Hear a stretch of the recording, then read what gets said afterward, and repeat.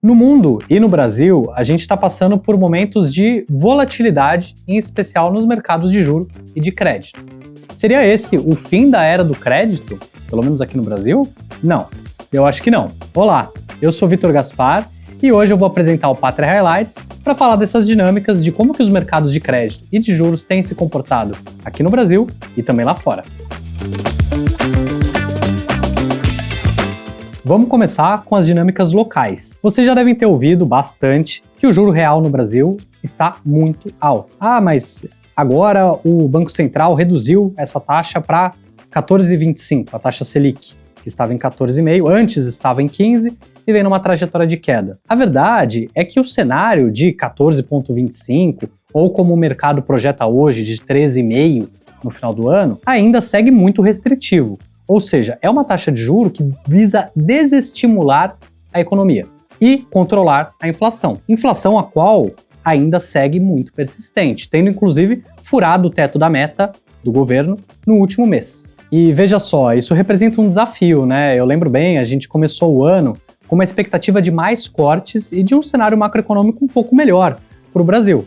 Mas tinha uma guerra no meio do caminho. E essa guerra, como vocês já ouviram falar, inclusive nas redes sociais aqui do Patria, elas impactam bastante a inflação no mundo inteiro, devido ao choque de petróleo. Inclusive, eu recomendo bastante que vocês assistam o Patria Soundings, no qual o nosso macroeconomista, chefe, sócio aqui do Patria, tem falado mais a respeito desses efeitos. Mas o fato é que a gente espera uma inflação maior e os bancos centrais estão arredios, ou seja, eles estão mais receosos em baixar a taxa de juros e voltar a estimular as economias, aqui no Brasil e lá nos Estados Unidos também, por exemplo. Esse é o cenário para o crédito soberano, ou seja, o quanto o governo paga para quem empresta dinheiro para ele. Quando uma empresa pede dinheiro emprestado, o mercado demanda um prêmio, ou seja, eu posso emprestar para o governo, mas eu vou emprestar para uma empresa que, por definição, é mais arriscada que o governo. E vai ter um prêmio de crédito. Se o ativo for ilíquido, tem um prêmio de liquidez. Para cada fator novo de risco, você tem um prêmio equivalente. Isso vai compor o que a gente chama de spread. O spread é quanto que um papel, ou seja, quanto que um crédito de uma empresa, paga acima do crédito soberano.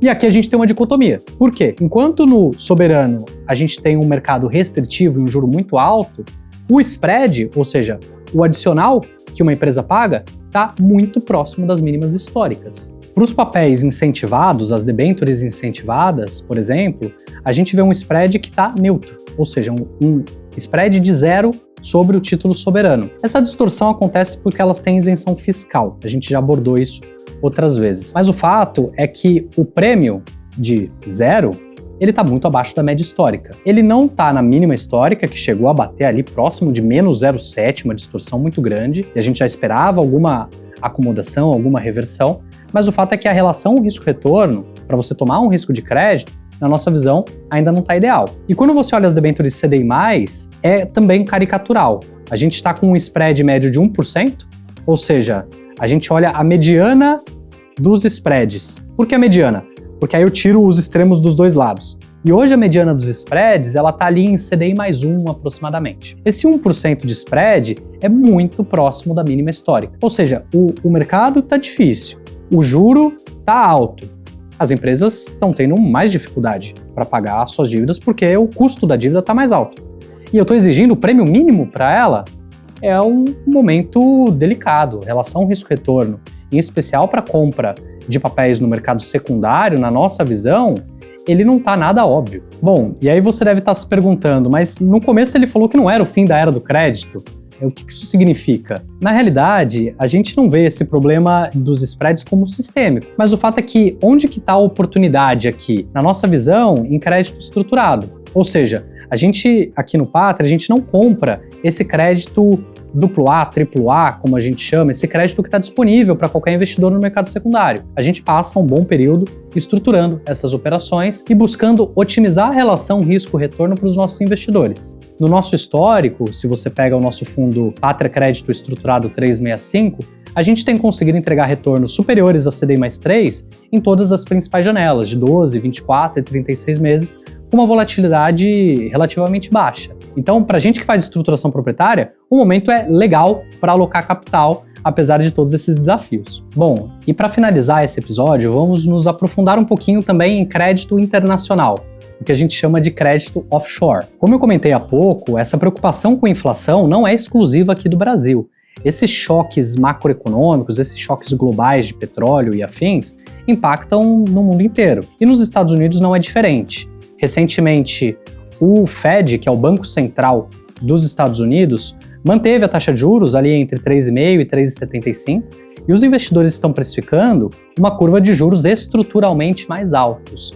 Quando você olha 30 anos, essa curva está batendo ali nos 5% nominal. Isso é bem acima da média histórica, que está mais próxima ali de 3%. Ou seja, até nos Estados Unidos, que é uma economia mais pujante, eles têm também um banco central restritivo e preocupação com inflação. E o curioso é que o mercado corporativo de crédito dos Estados Unidos, ou seja, o crédito para empresas estadunidenses, também está bem comprimido. Na data dessa gravação, o spread médio para a empresa investment grade, ou seja, empresa de baixo risco de crédito, está entre 70 e 75 bips. Isso é 0,7 a 0,75% de retorno incremental sobre o crédito soberano demandado pelos investidores. Em high yield ali próximo de 270, 2,7%, que também está abaixo da média histórica. Onde que tem oportunidade nesse mercado? Na nossa visão, mais para esse crédito mais high yield e mais estruturado, menos óbvio.